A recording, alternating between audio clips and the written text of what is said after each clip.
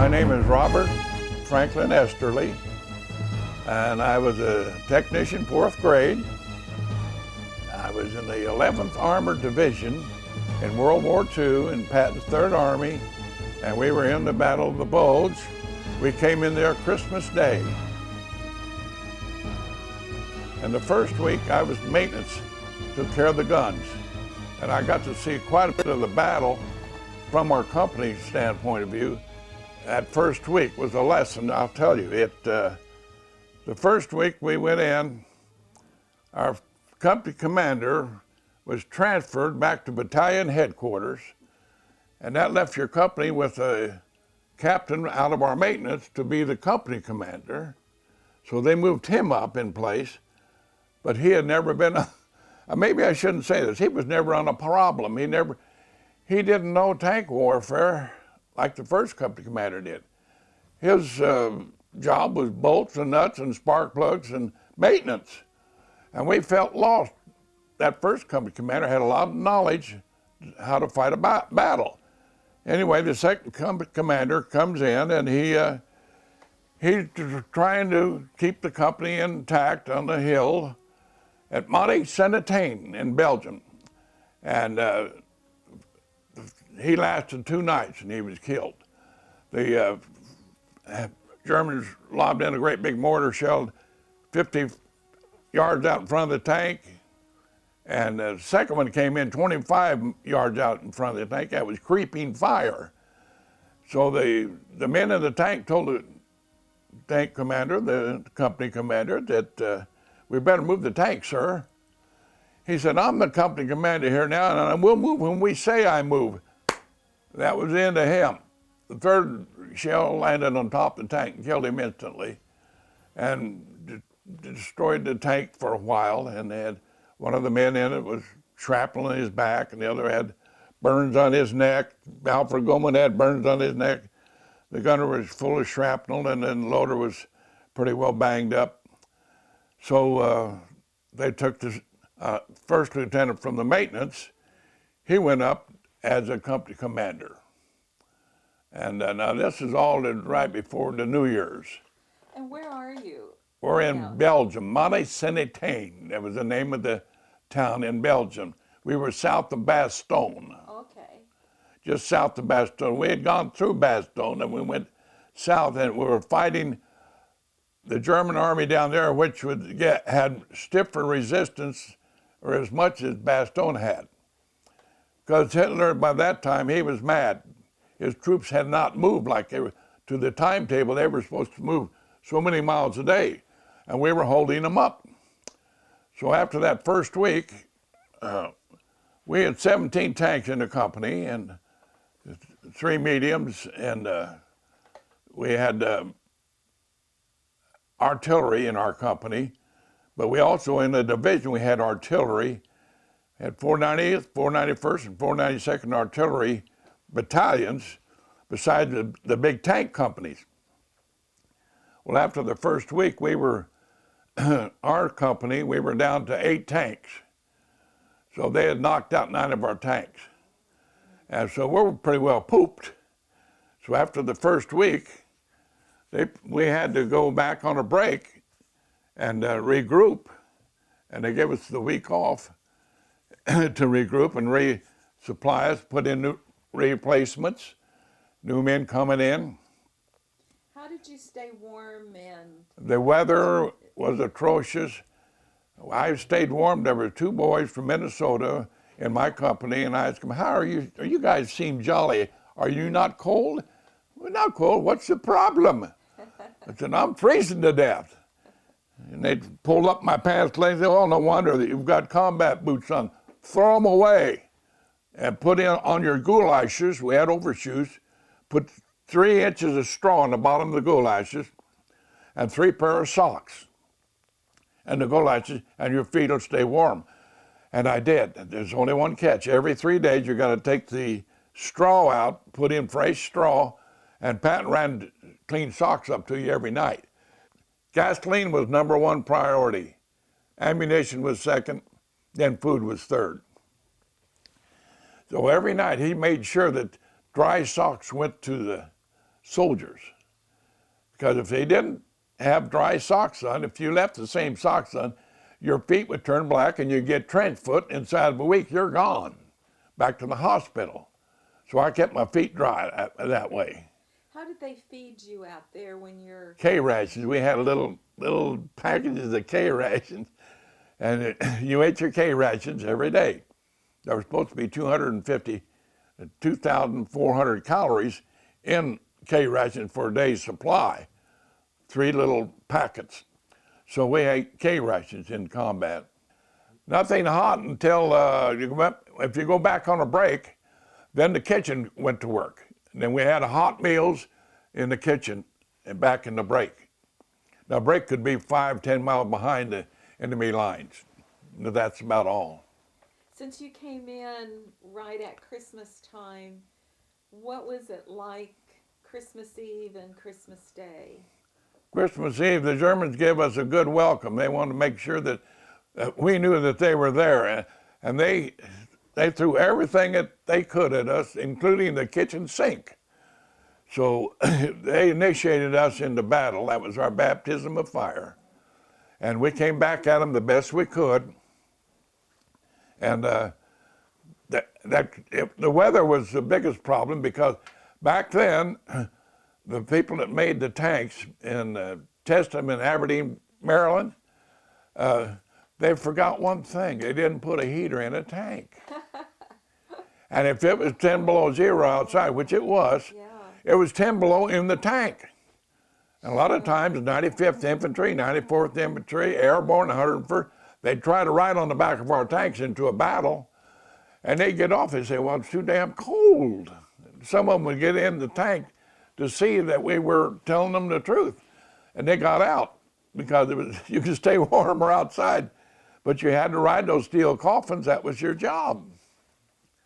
Well, we had the tank commander. He was supposed to be the head honcho. He's the head cowboy.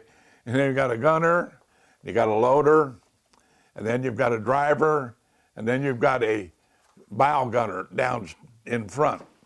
The bow gunner takes care of what he can if he sees the Germans, and if he needs to drive, if the driver gets knocked out, he's supposed to take his place. The Germans they had a good name for our tanks. They called them Ronson lighters. The first round would go through you, and as they went through it, set your tank on fire. So the armor wasn't all that good? The armor was good for infantry. It's good for light fire, but not for medium. No, not for heavy stuff. Our tank, believe it or not, was 1 3/4 inch thick. And when they get that knocked out tank, they would cut off the front of it and put it on the front of your tank to give you an equivalent to a few more inches of protection. No, there was no, I was strafed by our friendly fire one week. We went into one battle, and we had air support, P-47s. And we thought this was a great day. We're getting right up there. Nice troops, nice airborne, and nice, that's a company, yeah. And he said, what we have here, well, we give you support, we'll go in under fire, and then we will drop our 500 pounders. So we said, that's fine. So here they peeled off, and they came in, and they started to strafe, and if they strafe too soon, you get into fire. And it sounded like a hailstorm hitting the tanks. It set the bedrolls on fire. They would go into a tank armor piercing 50 caliber, would dig in an inch on a tank, but wouldn't go through it, just set bedrolls on fire. No one was hurt. Yes, at night both sides used to quiet down at night, usually. But the first 2 nights, 3 nights we were there, he didn't quiet down. They kept up a barrage all night long. Okay. But as a rule, after we were in battle for a while, like 2 or 3 weeks or a month, at night it wouldn't be too bad. Christmas had nothing to do with the war. There was no ceasefire, nothing like in the movies, no. Okay. No, it was fire, fire, fire. Tell us about your uniform here that you're wearing? That's when I was inducted up at Fort Leavenworth, Kansas. Just hold it up for the camera, Dad. As soon as I get the bottom, it Yeah. come out. Oh. Comparison? Let's see. Hold on a minute.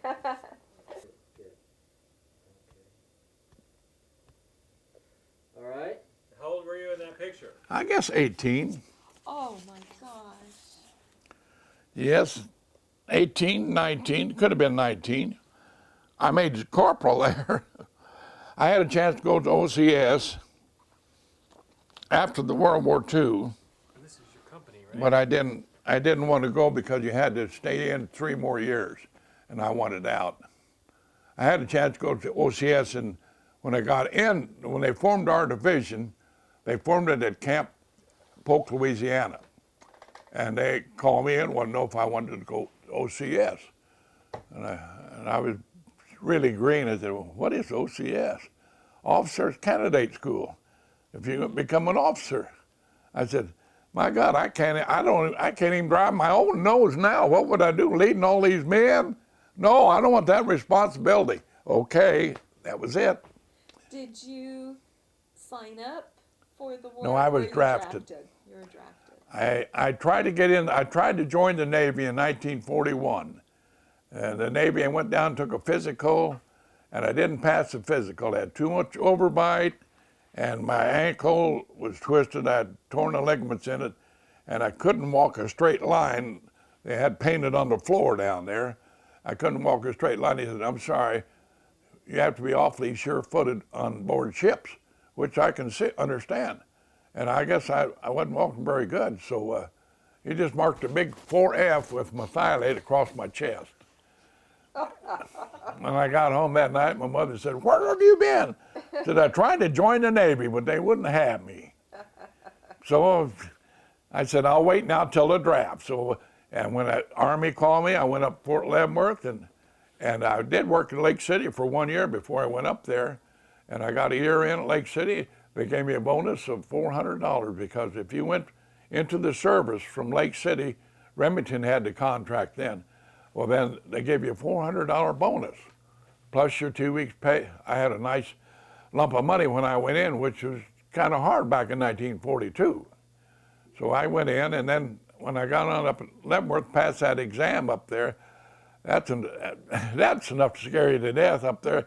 Young kids, you know, we didn't know anything.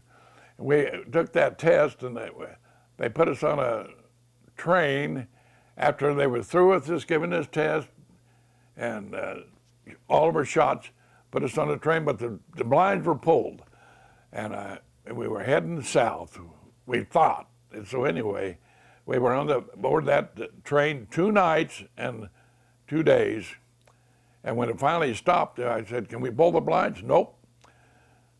I told this gentleman sitting next to me, he ended up in my company. He finally died from wounds in the battle, from our battles. His name was Olette, Armand Olette from Clyde, Kansas. And we got down to Camp Polk, Louisiana, and I said, hey, Armand, I think we're in the Air Force. I think we made it. They told me I had a good chance of getting in the Air Force. I think we made it. Hear those airplane engines? Armand got up and pulled the blind open. He said, sorry, those are tanks. Oh, they used airplane engines, Continental airplane engines, in the training for the tanks. And we had medium tanks. They were airplane engines inside of the tank to train with. And they were bad. They'd catch on fire. No. The guys always looked out for the tank in front of them. Said, now watch the tank in front of you. Always watch the tank in front. Because if he catches on fire, he can't see it. The fire's in the back of the engine. Then you just tell him right on his phone, on his answering machine. So you got one burning. I heard that from Camp Polk, Louisiana to Camp Ibis on the Mojave Desert out there. Tanks catching on fire. But thank God when we got overseas, the medium tank was a good tank. Mechanically, it was a perfect tank. And they had a big Ford V8 engine in it, 600 horsepower. Boy, they would shift good, and they were wonderful except we just didn't have enough armor. But Patton had an answer for that. General Patton said, I sacrifice armor for mobility. He said, mobility wins the war, not armor. And the Germans had a little over 5,000 of those big tanks, those big Tigers. We sat all night long one night there listening to the old boy down in front of us, down in this town where the Germans were, and he was trying to get his Tiger turned around. And he got stuck down there, and he couldn't get, he was going back and forth all night long. We knew what was the matter with it. He just got stuck in those little tiny houses in those small towns. A big Tiger tank just can't maneuver over the bridges or anything. And then Patton would give anybody GI that knocked out a Tiger tank was automatically made a sergeant. And the way you could do that, a light tank, you couldn't hear it coming. You could stand straight up and you would not hear a light tank come up behind you. You had twin Cadillac engines, hydromatic transmission, and they were so quiet you couldn't hear them. And they'd get those light tanks, that was the cavalry. They'd get up there behind the hill and there'd be a Tiger down there. And this one tank shot into the motor top of the tank, this 50 calibers with tracers, set the tank on fire. The Germans, they came out, they got the Germans. So they was easy to knock out under certain circumstances, but not straight ahead. The German Tiger tank would, or even their better anti-tank guns we had, their shells would go around 3,400 feet a second, and they could shoot a flat trajectory. If you were 2,000 feet away, yards away, they could knock you out easy. Where ours would only go, knockout power was about 500 yards if we had a souped up shell. We finally did get a souped up shell in a medium tank, but I started to tell you, Patton came down there the second day of our battle. He comes by and checks the 11th Armored Division to see how it's doing. He wasn't happy. He walked by me and I was reading the Stars and Stripes on the half track. I was still maintenance in. And the corporal, the half-track driver, reached out and grabbed me and said, hey, don't you see who just walked by you? And I said, oh, my God. There goes Patton. I went up to the top of the hill, and he got his binoculars out, and he was sizing up the battle. And then two MPs run past me up there, and I seen him go like this. And they come running back down, and I asked him, what happened, what happened? He told us to get the hell out of there. We draw fire on him. And the MPs came on back down. Well, Patton went down to never take the same path twice. He was, he could duck a shell, he could be anywhere and he wouldn't get hit. He knew warfare. He went down the hill on the other side, and when he got down to the bottom of the hill, they had, our general was in the, I'm not getting in trouble for saying this, our general was in the half track, and he was asking him where the division was. And our general said, I'm going to the division now. Patton asked him, where did you spend last night? Back in the hotel in Brussels, I guess. Anyway, Patton called him in the next day. He called him in, he said, I'm thinking of relieving you, changing your command. I want to transfer you. And General Kilburn said, well, that would mean giving up my division. He said, that's correct. How much time do you think it'd take for you to think it over? And Kilburn said, well, give me till tomorrow morning. And he went out the door, and Patton turned to his adjutant and said, he's gone. He said, any man leading any of my armies tells me he won't know until the next day. I don't want him leading my armies. He'd get us all killed. So Patton then put in his requisition to send him back to the States. He went back to the States. He put in General Dagger, which was the type of general that Patton wanted. And, but that's the only time I ever saw him. What was it like, what is it like to ride inside a tank Well, where you have no visibility? What's that like? Well, if you got claustrophobia, stay out of them. But as far as the ride goes, they ride better than and smoother than a 2.5-ton truck. A tank rides very smooth. But when you're in there, there's 5 of you.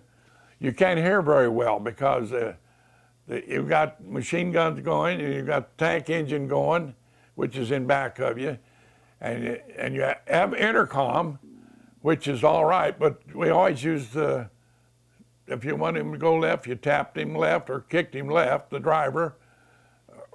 You had to use hand motions. Does a tank have a steering wheel? No, it or had a two stick? levers. Pull the right lever, that would put the brake on the right side, and the tank would go right.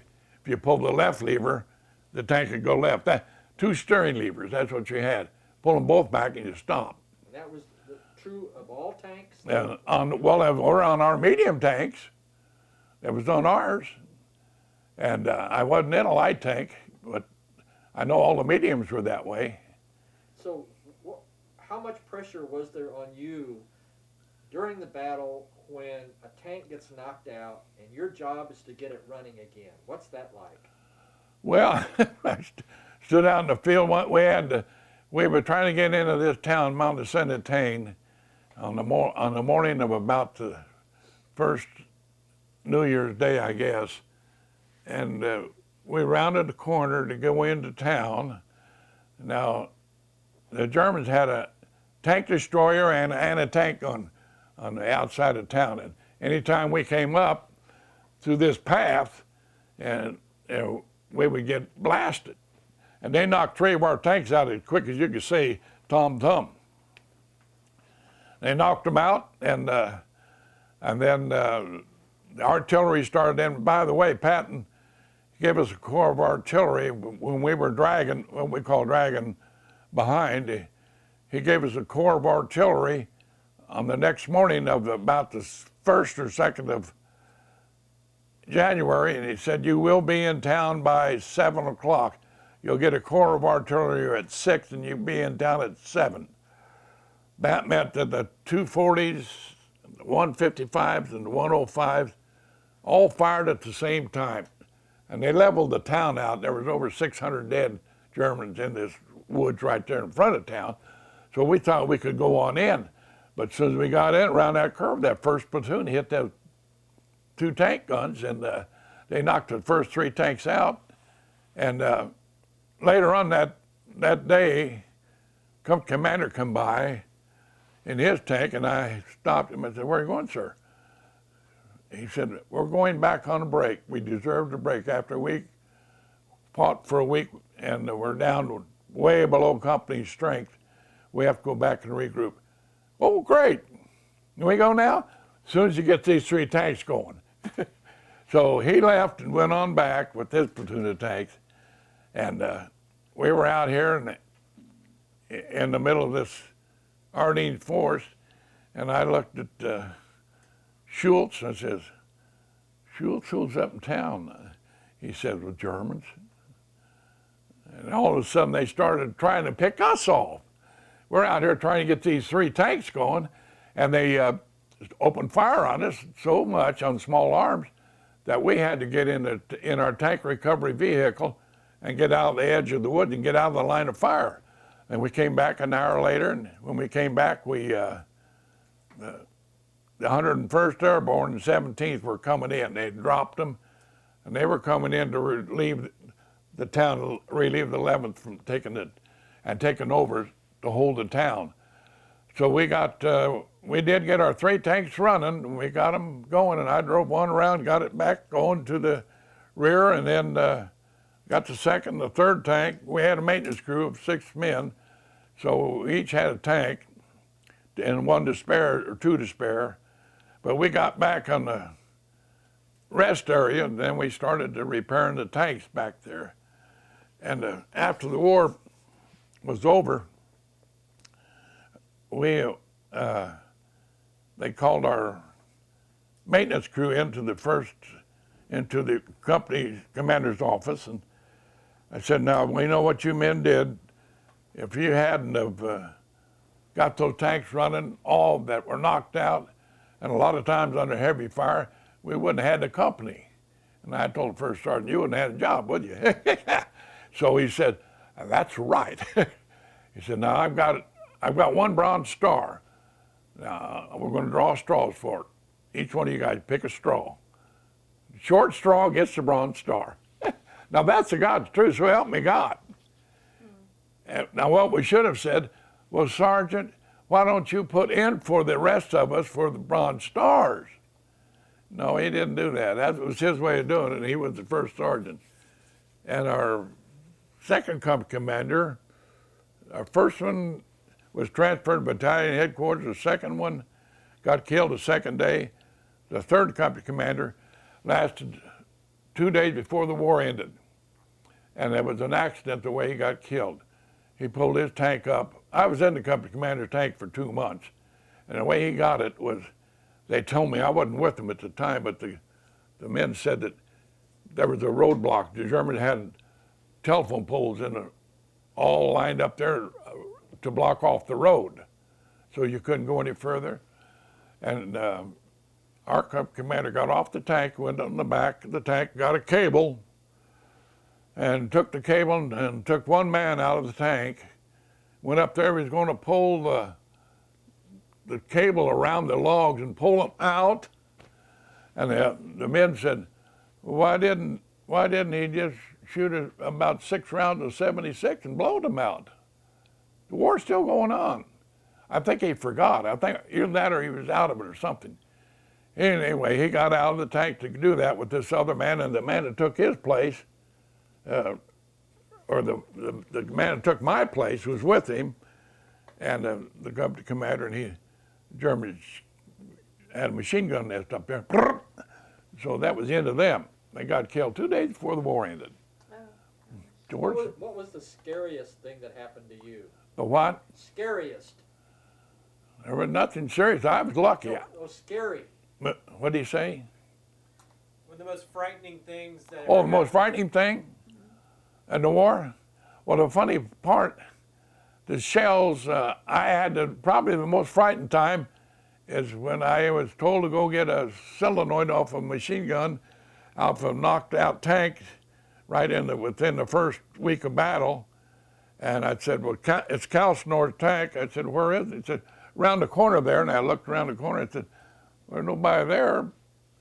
Yeah, I'm going down and get it. So they was throwing in screaming memes. That was a German naval vessel that shot rockets in the multiples and 6 of them at a time.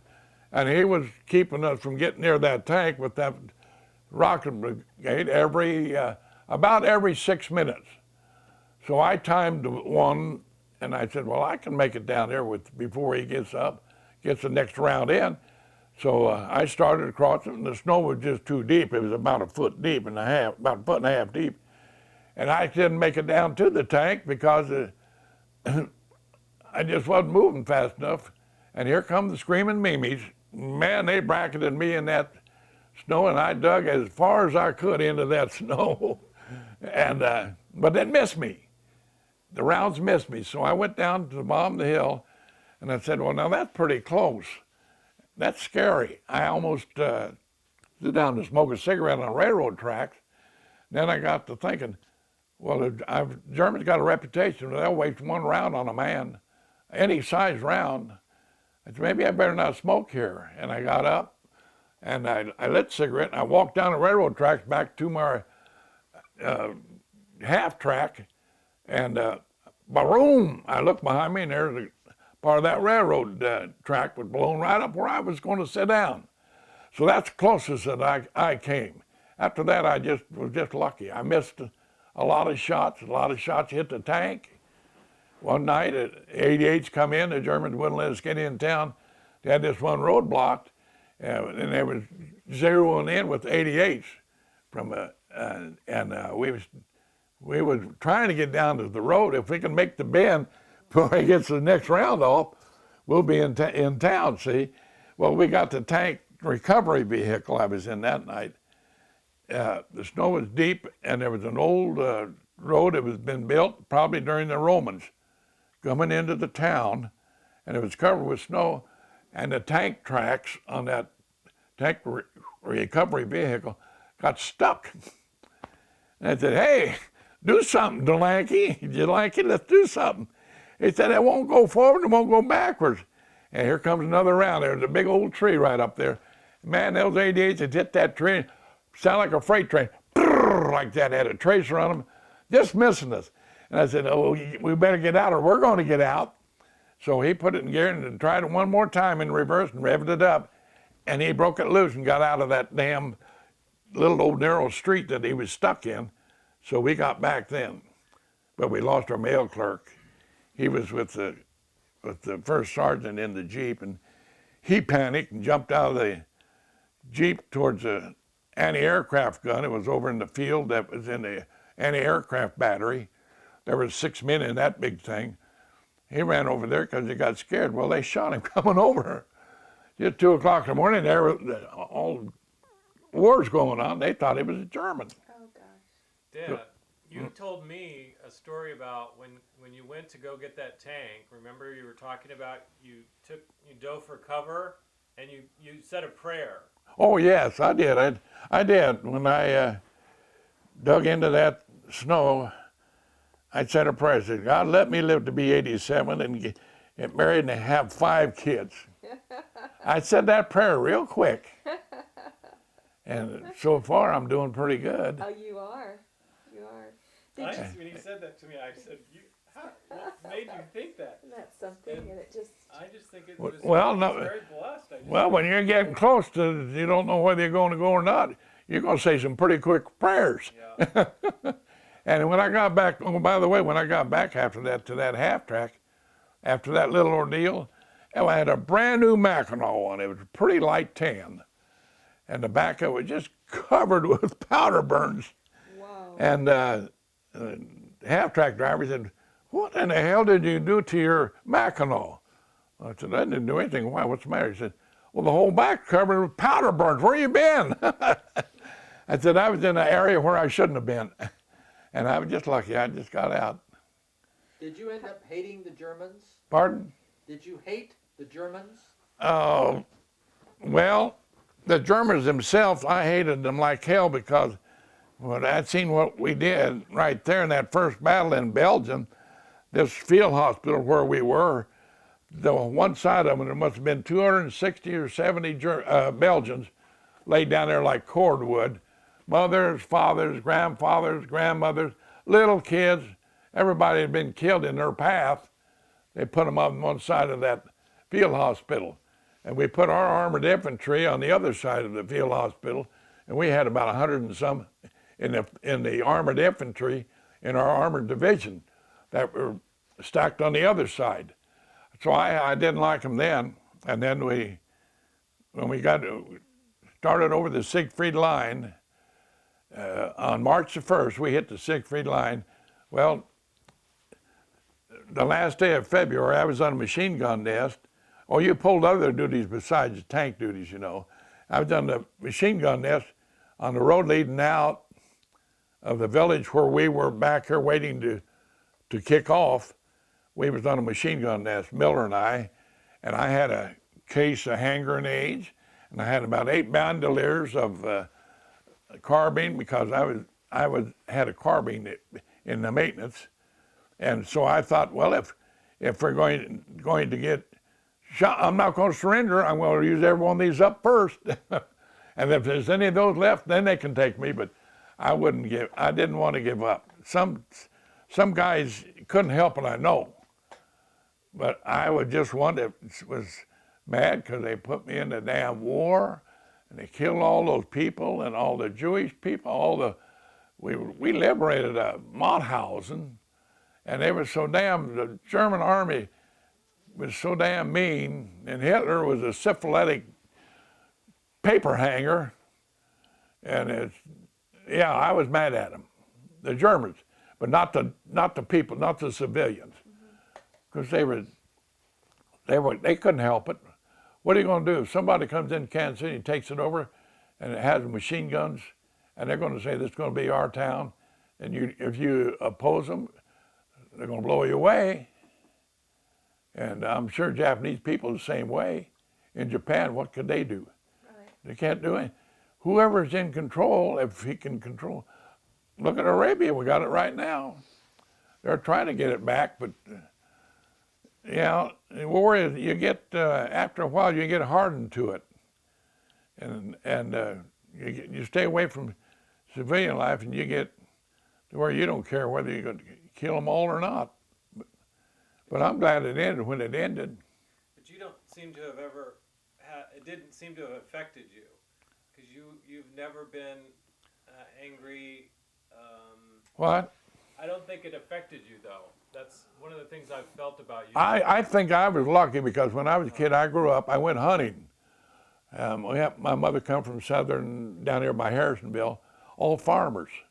And I grew up with a gun in my hand, hunting, till the time I was 10 or 12 years old, until I went to the service. So I had a little experience there in hunting and being in the cold and with guns and things. That meant a lot. I think the training is wonderful to have in the service. Back in camp with Camp Polk, Louisiana, I had to go out and set up a machine gun nest down in a firing range because the company was going to come through in about an hour, and they were going to crawl through the barbed wire and on their bellies across this area, and we're to shoot the machine guns over their heads. And we always did allow 4 feet over there if they stood up. The guns were fired high enough to where they wouldn't hit anybody. But you all seen the little guys that get down in there, and some of them just didn't want to do it. What? Okay, I can imagine. I that. can't imagine. Sure. You know, we had one battalion master sergeant who won the division title on close order drill in garrison life. He was marvelous. He had a baritone voice, and he could put out that cadence marches, and he had those guys on the parade ground. I could see where he wanted. He was very good, but we got into combat. I was in that tank recovery vehicle. This was the first day. He was a driver, and he jumped up out of the tank down from me and ran on by me and went on down to the intersection. There were 2 MPs down there that grabbed him, and they sent him into the field hospital. And I went down to see the MP, and I said, he wasn't hit, was he? I didn't see no blood, nothing. No, he just said he didn't want any part of this. And so help me, he went back, they sent him back to England, and he went into a psychiatric center all through the war. And then after the war, they sent him back up to our company. Not our company, our battalion. But yeah, he said, I didn't want, and I told Goldman, the guy that I buddied with, well, we had one cook who shot himself in the knees so he wouldn't have to go into combat. Yeah. And he did this while we was in combat, first day. And my friend, Balford Goldman, I said, Bal, I'll tell you what, I'll shoot you in the knee if you shoot me in the knee. And Bal said, I'm afraid that hurt. I'll take my chances. I said, me too. Is that the picture of your company? Yes, this is our company. Do you remember any of those people at all? Oh, yeah, McGuire. That was in Camp Cook, California. We stayed in Camp Polk, Louisiana, 7 months, and then we moved to Camp Barkley, Texas for 3 months. Then we went from Camp Barkley, Texas to the Mojave Desert for 8 months on the Mojave Desert. I wanted to ask you, when you were working, trying to repair something, a tank Yes. or whatever, did you have like a complete set of tools? Oh, yes, we had. Did you have a bench to work on, or what? What we did, we had a tank recovery vehicle. We kept all those tools in the tank recovery vehicle. And we saw those 3 knocked out tanks. We ran up to see what they needed right beside us. And all we need is, we seen the tracks was blown off of 2 of them. So we got the tools that you use to take the track off for a broken track and put in new blocks. And we used that. Now George Fisher, he was a Kansas City boy. He passed on here a couple years ago. Now his tank, George Fisher's tank, that tank destroyer up in town got him almost 800 yards away. And it went through the front of the tank and out the back. I got down and looked through the front of that tank, and I could see the other side, the snow on the other side. So George's tank, but his driver got his leg knocked off in the meantime. As when the round went through, his driver got the leg knocked off, and he crawled out of the tank. And so when we were trying to get the 3 tanks going, they got me in there trying to drive the tank. Miller, he's a retired doctor up at Menninger's in Topeka. And he said, Bob, I'll stand out here and see if you can get the tank started. And I often wondered, why did he want to stand from here out to the street from me and not be closer to the tank that I'm trying to start? I think he thought the tank was booby-trapped. And I thought he thought it was going to blow up, see? Well, it didn't blow up. They hadn't had a chance of booby-trapping. So I got in the tank, and I tried to start the tank. The way you start the tank, you got a big round ball, you pull it out, that shoots the gas in it. You hit the gas about 7 times, and you had twin magnetos, and then you bring them together, and you can hear the tank motor roar starting up. And I tried to start it up, that's all right. I tried to start it up, and I couldn't. He said, well, push down on the accelerator. And I said, well, there's Easton's foot stuck under the accelerator. The driver guy's leg blowed off. And I said, well, let me get that loose. And it was frozen to the floor. So I got a screwdriver. We always have a big screwdriver sitting right between the 2 seats. That's our can opener and everything else. Our screwdriver, I got it, and I got down there, was trying to pry his foot from underneath that accelerator. It was frozen to the floor, and I finally did get the damn thing loosened up. And then when I got it loosened up and broke from the floor, I reached down and grabbed the foot, and I told him, I said, hey, look, here's old Easton's foot. And Miller didn't like that. I had always had a sense of humor. So anyway, I got threw the foot out. Then I stepped on the accelerator, and I got the tank rolling. And then the tank, that was one of the things that knocked that tank out, was just, it just got knocked out. The men hurt, but the tank would run itself. So I got it out, and I drove it on around, got back, and we brought it back down to the rear area for our little 1 week's break. We were down there and trying to get new people into the company, replacements. And I kept an article, it's in the kitchen, I didn't get it. It was in the article. Dick Kingsbury, he was a late draftee. They drafted these guys, and after they completed basic training, they threw them into units like ours that were lost a lot of men and trying to build them up. So he was a replacement. But he didn't make our tank company.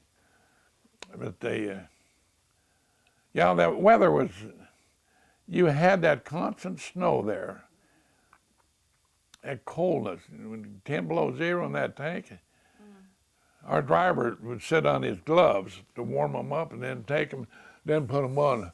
Oh, sheer ecstasy. He said, you know, if it's doing good to cry, he said, I'd sit here and cry all night long. Did you get to meet the people in the villages at all? No, not, they didn't, right after World War II, we didn't, there was a strict non-fraternization came out. During the war, were the Belgian people friendly to the Americans? They was friendly, yes, they were nice, lovely people, they were friendly. The Belgians were friendly people, and they were nice. But and after the war, we met the Russians in Linz, Austria, and we stayed in the SS barracks. But the town people were starting to loosen up a little bit. I had one man walk up to me and said, why'd you stop fighting? I said, well, the war's over. He said, we go with you, we whip the Ruskies. I said, no, they won't do that, they're not supposed to. And that's really why they dissolved the Patton Third Army. They were afraid, I guess, he was going to start another war. Patton was a warrior. The Germans respected him more than they did us. Where were you when the war ended? Linz, Austria. That's a pretty nice sized town, Linz is. And it's not too far from where Leoning, Austria was where Hitler was raised, in Leoning. We walked over, Balfour Goldman and I walked over to the little cemetery, and where his mother and his stepfather was buried. Schicklgruber was their name. And they put a little photograph in a container into a thing over the graves. So you can walk up to the grave, you can see their photograph in there. But Adolf Schicklgruber. Did you ever get up to Eagle's Nest? I got up there once, yes. After there wasn't much left to it. It was all pretty bombed up. But there's quite a command view. I got some pictures of that over there, Rob, in that drawer. We've been there. But it's in there. Yes. Yeah, the Eagle's Nest, that was a beautiful, you know what he did? He had done, or they done, his chief architect was a brilliant man. He went right into the center of the tunnel, drilled all the way up to the top, put an elevator in it. Yes. Yeah. We've been on that elevator. Yeah. Did you, they got that going again? Yes. When was this? About 5 years ago. 5 years ago. Oh, is that right? So when the Battle of the Bulge was over, what were your orders? What were our orders? Well, the Battle of the Bulge was over in, it was over in It's about June. February. No, Not June. I was thinking January and February and March. It was over by the end of March. The Okay. Bulge was. Okay. Yeah, it lasted about 6 weeks, wasn't it? it's about 2.5 months. Okay. I was in it 2 months, and it wasn't over then by any means. I went back to hospital with hepatitis, and we were still in Belgium, right there on the border there, by the German and the Belgian border there, and we went to. They pulled. I came in off a machine gun nest, and I heard the engines all crank up in the company, you know, and they said, well, they're pulling. We're getting ready for the final big push. And they said, they looked at me and 3 other guys, they had 3 other guys already up, the medics, said, you go up to the medics. I said, I feel all right. He said, go to the medics. That's an order. And I went up to the medics. There was 4 of us in there that had hepatitis. We looked like Chinamen. Our skin had turned yellow. Your whites of your eyes turned yellow. So we had that hepatitis. So they sent 4 of us back to the hospital in Verdun, France with that hepatitis, March 1st. So we'd sit in that hospital bed where it was nice and warm. And I said, just think the guys up there in those tanks without those heaters. And we're in this nice warm bed, and I asked Balfour Goldman, he was one of them, went back with me. I said, don't you feel guilty, Bal? He said, don't you put the blame on me. We were glad to be in the warm bed. We had gone over 30 days without taking a shower of any kind. In order to stay warm, I had long handle underwear on, and then summer fatigue, then winter ODs on top of that, and then that Mackinac. And it was so cold, you couldn't get enough clothes on you. But after they thought we needed a bath, so they put us in an area on one of our breaks, and we went back, and they had all these big tents, and they had all this water going. They had portable showers, and we couldn't believe it. They didn't tell you until you got in there. There's a portable shower. And we went in, had a nice shower. That was the first bath we'd had in over a month, so that was nice. I want to go back. I'm just about out of tape. Yeah. I want to go back. Tell about when you first arrived on the scene at Bastogne. Did I understand you to say you got off a ship? I did. That wasn't. We went. I'm sorry, I didn't tell you. We left England and we landed on Cherbourg, France. We left Weymouth, England, and rode across on the ferry to Cherbourg. We drove our tanks from Cherbourg all the way into the Battle of the Bulge. Wow. And there was an article in one of those magazines. this Englishman wrote a book on them. He said we had went 379 miles, and we had one night's sleep and then go right into battle. That's what Pat was bragging about. He said, where can you get troops that hadn't had any rest go right into the battle? And we were pooped out. We went right in after we stopped in French barracks in France, put battle cleats on our tanks and extenders so we could fight better. And at that time, we knew we were going to go to the Battle of the Bulge, von Rundstedt. We were going to go fight him. Up to that time, we didn't know who we were going to fight until after we got on the march. And they finally told us we're going down into the Battle of the Bulge, von Rundstedt. He has pushed the Germans all the way in. He's trying to get to Brussels, Belgium, to the Diamond City. He wants to complete the circuit. And he couldn't quite do it. He ran out of gas.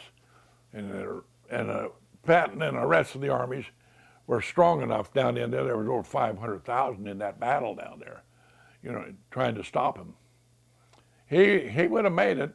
And Bradley, you know what he said? General Bradley said, it used to make him mad. He said, where did that paper hanging SB get all of those tanks? He couldn't. He saved them, boy. He pulled them back and he'd rebuild them and got them all in tip-top shape. And they gave the guys a big 30-day furlough, the German tankers, a 30-day furlough, and then pull them out for the big battle. But the tanks, when after the war ended at Linz, Austria, we turned them all in, all of our tanks. Oh, before I said we met the Russians at Linz, we had to go down and clean up a pocket in Kremsmünster, Austria. We took over a Catholic monastery and went down there, took all the people that lived there during the war. Hitler put them up there like a hotel.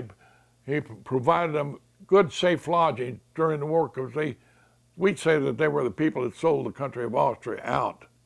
If we were right, I don't know, but he put them back up there.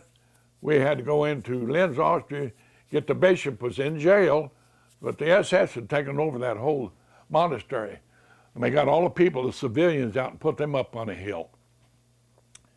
And we stayed there, and that's when they busted up our division. That's when they told General Patton the 3rd Army is no more. So I went to 748 Tank Battalion, chased Nazis around in the foothills for the next 2 or 3 months. We chased them. They were trying to hide. Sure. We'd go up there and get up early in the morning before daylight.